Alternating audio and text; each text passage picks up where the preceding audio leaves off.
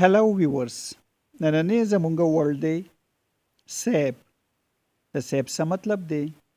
راځئ چې زده کړو په دې ویډیو کې. ویورز دا چینل در سره سبسکرایب کې چې داسې نور ورډز او د هغې معنی تاسو زده کړئ.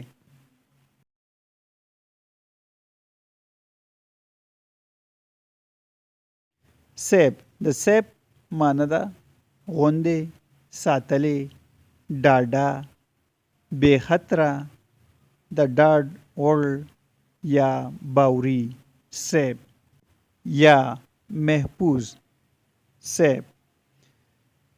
For example, they are safe.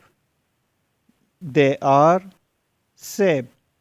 هغوی محفوظ دي. She is safe. She is safe. هغه محفوظ ده.